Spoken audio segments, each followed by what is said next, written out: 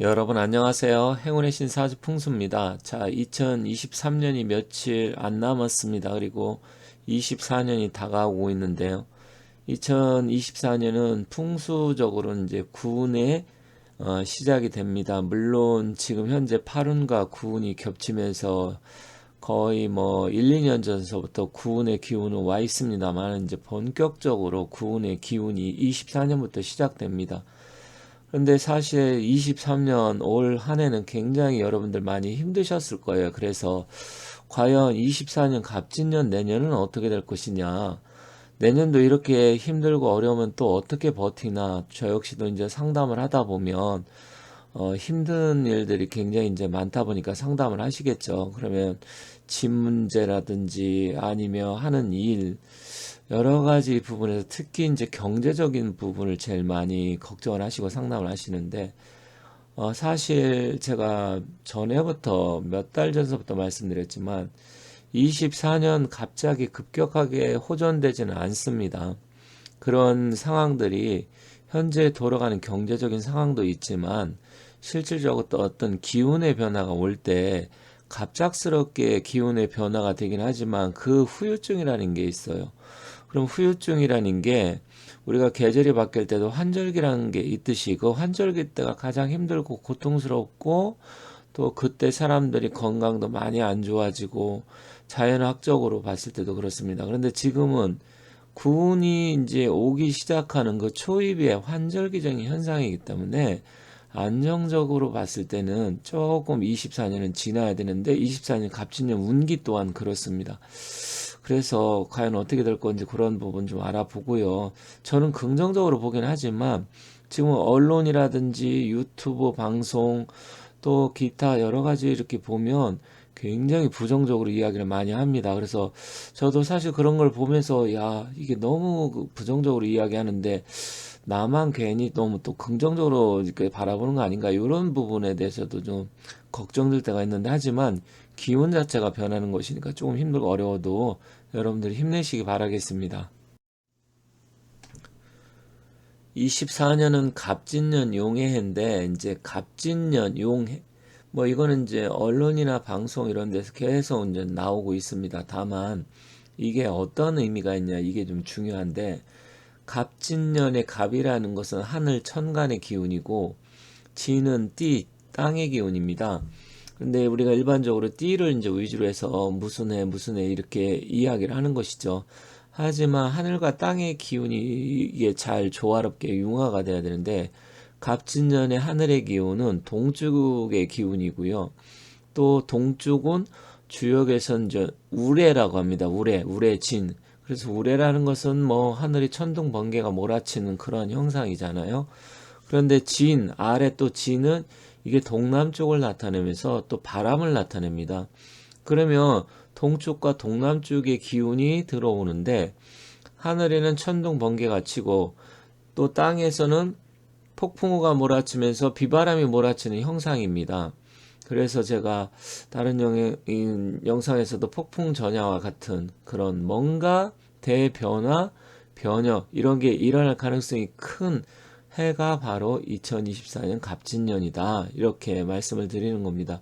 다만 이게 긍정적으로 작용할 것이냐, 부정적으로 작용할 것이냐, 이게 또 굉장히 중요해요. 어떤 바람이 몰아치고 태풍이 여러 가지 휩쓸어가고 엄청난 피해를 줄 수도 있지만 태풍이 지나간 다음에는 또 굉장히 깨끗하고 청명한 하늘, 그렇게 나오고 또 태풍이 다 부정적인 그런 영향만 있는 건 아닙니다. 긍정적인 것도 상당히 많기 때문에 일단은 세상의 모든 일은 명암이 같이 오지 밝은 것, 긍정적인 것만 오고 아니면 부정적인 것만 오진 않아요. 저는 2024년은 굉장히 어려운 한 해이긴 하지만 희망이 싹 트는 해이다. 이렇게 보는 겁니다. 그래서 좀 긍정적으로 바라보고 있고요. 또한 2024년 하반기 그리고 25년 가면 전반적으로 다 좋아질 가능성이 상당히 높다. 그래서 오늘 그러한 부분 왜 그런지 그런 측면 또 한번 알아보도록 하겠습니다. 어떤 경제 흐름 상황을 파악하는 데는 여러 가지 요소가 있지만 우리나라는 굉장히 무역 규모가 좀 큰 편이고 수출로 먹고 사는 나라이기 때문에 이 환율 그리고 외국인 투자 이런 게 굉장히 중요하고 그 다음에는 이제 이자도 굉장히 중요하죠. 그 다음에 또 중요한 게 이제 원유 가격 여기에 따라서도 상당한 물가에 영향을 미치는데 현재 지금 원달러 환율이 1,300원 뭐 여기서 왔다 갔다 하고 있습니다. 1200 뭐 8, 90원에서 1300, 3, 40원 사이에 왔다 갔다 하는데 당분간 이러한 흐름은 이어질 것이다. 그렇다고 환율이 뭐 1,400원, 1,500원 급격하게 이렇게 올라간다? 이건 아니라고 봅니다. 이건 제가 계속해서 말씀드리고 있어요. 1350원대 여기가 저는 어느 정도 맥시멈으로 보고 있고 또 환율이 앞으로는 1150원에서 1200원 정도 사이에서 형성될 가능성이 크다. 그게 내년 정도 1200원대 초반 뭐 이렇게 바라보고 있기 때문에 그렇게 갈 가능성이 크다고 봅니다. 그리고 원유도 지금 계속해서 이제 하락 추세에 있어요. 이걸 어떻게 할 수 있냐면 여러분들이 주유소에 차 끌고 기름 넣으려고 하면 벌써 몇 달 전서보다는 조금 좀 싸졌네. 그때는 막 1,700원대 넘는 것들이 휘발유가 많았는데 지금 1,500원대나 1,600원 뭐 초반대입니다. 그렇기 때문에 이런 게 하나하나 좀 안정세로 접어들고 있다. 그렇다고 하면 겨울인데 기름값이 올라가야 되는데 오히려 떨어진다. 그리고 이제 우크라이나 러시아 전쟁 그리고 뭐 이스라엘 전쟁 물론 약간 불안 요소는 있지만 이런 것도 지금 내년엔 다 끝날 가능성이 큽니다. 그러면 다 안정세로 접어들면 우리나라 경제한테도 상당한 영향을 미치고 긍정적인 작용을 한다 이렇게 보시면 되겠습니다. 그런데 지금 문제는 뭐냐면 부동산입니다. 부동산이 여러분들 아시다시피 집값이 뭐 몇 억씩 떨어졌다. 그리고 분양도 안 되고 미분양도 나오고 있고 매매하려고 내놔도 안 나간다. 이런 게 상담하다 보면 굉장히 많은데 상담할 때뿐만 아니라 언론이나 이런 게 나올 때 그리고 제가 그때 부동산 또 막 여름에 좀 잠깐 올라갈 때 그건 허수다 이렇게도 말씀드렸습니다. 아직 때가 아니다. 몇 번을 말씀드렸고 2, 3년 전에 막 부동산 한참 뛸 때 부동산 시대 끝났다. 몇 번씩이나 제가 말씀드렸는데 일단은 지금 조짐은 좋지는 않습니다. PF라 그래서 이제 뭐 은행 같은데 아니면 저축은행 이런 데서 PF 대출 해준 게 연체율이 지금 굉장히 상승을 하고 있어요. 그럼 이자를 못 내고 있다는 얘기잖아요. 그러면 이 3금융권, 2금융권 이런 데 부실 대출로 이어지게 되면 그게 예를 들어서 또 망하게 되면 서민금융 뭐 그런 쪽에 이제 완전히 신용이 경색이 될 것이고 이렇게 되면 계속해서 그게 악순환이 돼서 결과적으로 경제에 나쁜 영향을 미칠 가능성이 큰데 이거는 좀 이자가 떨어져야 됩니다. 그래서 이자하고 상당한 연관성이 있는데 이자가 언제 떨어질 것이냐. 저는 제가 몇 달 전서부터 내년 하반기에 떨어질 것이다 그랬는데 이제 그런 신호가 나왔습니다. 그래서 그런 신호를 제가 말씀드릴 건데 물론 이게 사주팔자하고 풍수하고 이게 무슨 상관입니까? 이렇게 생각하실 수도 있어요. 하지만 그거는 우리가 어떤 사람의 운기, 운명, 팔자를 예측하는데 개인적으로 아주 협의해. 그러니까 우리가 거시적인 게 있고 미시적인 거 있잖아요. 사람 팔자는 미시적이고요. 그렇지만 내 팔자가 아무리 좋아도 거시적으로 세상 돌아가는 게 안 좋으면 내가 거기에 영향을 미칩니다. 그래서 사주 상담하시는 분들의 문제점이 뭐냐면 모든 걸 다 사주 하나로 풀려고 하는데 그렇진 않아요.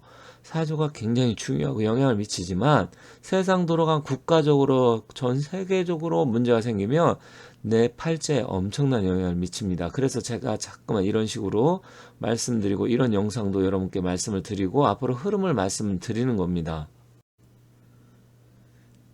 자, 요즘 유튜브 경기 침체를 치면요, 뭐, 여기 보면 12월 미국 경제 무너지나 하고 치솟는 금리의 소비 또 연말 경기 꽁꽁, 불황형 소비 뭐 이런 부정적인 얘기가 계속해서 나오고 있습니다. 예상보다 빨리 오는 뭐 경기 침체 이것뿐만 아니라 지속적으로 이렇게 유튜브 영상을 보다 보면 물론 이게 지금 현재 돌아가는 상황이다 보니까 이거 자체를 제가 뭐 부정하고 그런 건 아닌데 보면 뭐 경기 침체 국면 들어서나 계속해서 이런 식으로 나오다 보니까 사람들도 걱정도 많고요. 유튜브뿐만이 아니에요. 이렇게 보면 부동산 침체, 경기 침체 이런 데 보면 뭐 부동산 경기 꽁꽁해서 수억 원씩 뚝뚝 떨어진다. 그런데 집값이 그동안 너무 많이 올랐으니까 저는 떨어지는 게 당연하다. 꼭지에 산 사람들이 문제지만 어쨌든 세상의 모든 게 다 이렇게 해서 모든 사람이 돈을 벌고 모든 사람이 좋고 그러지는 못해요. 그러면 누군가는 이익을 봤으면 누군가를 손해보는 게 세상 일이고 이런 식으로 해서 결국은 계속해서 이제 부정적인 이야기를 하고 어떤 상황이 안 좋은 부분에 있어서 그것을 어, 이런 식으로 저는 하는 게 조금 안타깝습니다. 그래서 이 부동산 침체, 경기 침체, 이거는 현실적으로 지금 벌어진 일이고, 또 벌어졌다고 하면 이게 더 악화될 것이냐, 아니면 나아질 것이냐, 이런 건데 이제 가계빚도 여기 보면 뭐 사상 최대 뭐 이런 식으로 2025년까지 집값 하락한다. 이건 어느 정도 예측이 된 거죠. 그렇지만 이제 금리에 따라서 이게 바뀝니다. 그럼 금리가 어떻게 될 것이냐? 저는 내년부터 떨어지는데 특히 미국에 11월에 대통령 선거가 있는데 트럼프가 당선이 된다고 하면 트럼프 대통령이 된다. 그 전에 금리가 떨어지고 우리나라도 금리가 떨어진다고 봅니다. 그러면 자연스럽게 경기적인 부분 이런 거 물가 상승 부분 이런 거 좀 좋아지겠죠. 그리고 24년부터 풍수 구은이 시작된다 그랬는데 앞으로는 풍수 구은 시대는 우리나라가 굉장히 지금보다는 뭐 폭발적으로 경기가 상승하지는 않겠지만 그래도 긍정적이고 희망적인 게 너무나 많기 때문에 저는 좋게 생각을 하고 있습니다. 그래서 너무 걱정 안 하셔도 될 것 같습니다. 조금 긍정적인 신호가 나왔습니다. 여기 보면 한국은행 총재, 이분이 총재죠. 내년 3분기부터 금리 인하 시작해서 2.5%까지 떨어뜨리겠다. 그렇다고 하면 지금보다 1%니까 1% 기준금리 1%면 상당히 큰 거죠. 그렇지만 이게 저는 2.5가 아니라 한 2%까지 좀 내려야 되지 않나 이렇게 생각을 합니다. 물론 이제 미국이 어떻게 될 것이냐 거기에 좀 좌우가 되겠지만 긍정적인 신호입니다. 그리고 수출도 증가하고 있고 무역 수지 흑자도 지금 다시 돌아서 지속되고 있고 반도체 경기 그리고 조선 관광 서비스 그리고 자동차 전기차 모든 부분이 신호가 긍정적으로 나와요. 가장 부정적인 거는 지금 가계부채하고 부동산이에요. 주식은 내년쯤에 상승할 가능성이 크다고 제가 말씀드렸는데 부동산은 내년까지는 사실 힘들긴 합니다. 하지만 금리가 떨어지고 또 이자 같은 게 줄어들면 이자 부담이 줄어들면 당연히 연체율도 떨어지겠죠. 그래서 저는 부정적인 부분도 많지만 긍정적인 어둠 속에 희망의 빛이 보인다. 이렇게 말씀드리도록 하겠습니다. 물론 너무나 막연한 거 아니냐 이렇게 생각하실 수도 있겠지만 일단 내 사주의 기운이 아무리 좋아도 이렇게 어려우면 다 같이 힘들어요. 그런데 내가 사주가 좋다, 운기가 좋다. 그러면 쉽게 말하면 사주가 좋다는 건 자동차를 비유한다면 좋은 차다. 그런데 차가 내가 가는데 도로가 막혀있다. 그 도로가 막힌 게 경기가 안 좋은 거죠.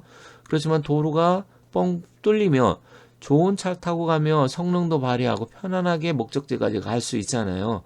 그래서 그러한 상황이 오는데 내년까지는 좀 힘들긴 하지만 그런데 내년은 대변화의 시기 첫 해이고 또 정치적으로 경제적으로 상당한 변화가 오는데 긍정적인 요소도 많다. 이렇게 말씀드리면서 마치도록 하고 다음에 또 다시 정치적인 부분이라든지 경제 상황에 대해서 추가적으로 말씀드리도록 하겠습니다.